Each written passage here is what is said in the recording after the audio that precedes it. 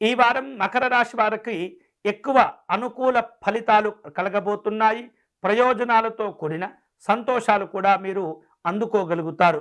వ్యవహారపరమైనటువంటి అంశాల్లో సరైనటువంటి సమయానికి సరైనటువంటి నిర్ణయాలు తీసుకోగలుగుతారు. మీకు రావలసినటువంటి మొండి బాకీలు ఏవైతే ఉంటాయో వాటిని కూడా వసూలు చేసుకోగలుగుతారు. ఆదాయానికి తగినటువంటి ఖర్చులుంటాయి. అలాగే ఆర్థికపరమైనటువంటి ఇబ్బందులను కూడా మీరు దూరం చేసుకోగలుగుతారు.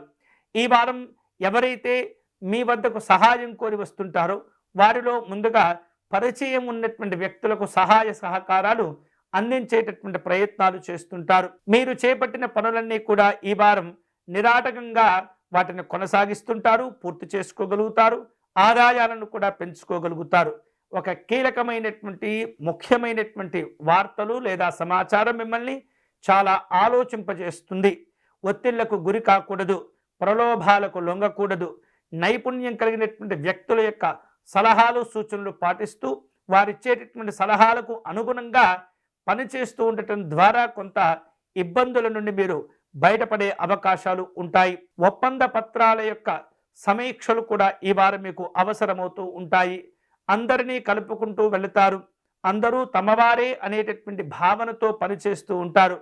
అవగాహన లేనటువంటి విషయాలకు దూరంగా ఉండండి. వాటిల్లో జోక్యం చేసుకోకూడదు. గతంలో కొన్ని రకాల పొరపాట్ల వలన ఎదుర్కొన్నటువంటి ఇబ్బందులు సంఘటనలు ఏవైతే ఉంటాయో అవి గుర్తుకు వచ్చి కొంత బాధకు కూడా గుర్తు చేస్తూ ఉంటాయి. అనవసరమైనటువంటి విషయాల పట్ల చూసి చూడనట్లు వదిలివేయటం అనేది చాలా చాలా మంచిది.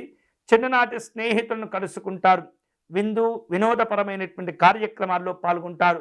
ఈ వారం మకర రాశి వారు శుభ ఫలితాలను పొందేందుకై లక్ష్మీనారాయణ స్వామి వారి యొక్క పూజను ఆరాధన చేయటం మంచిది.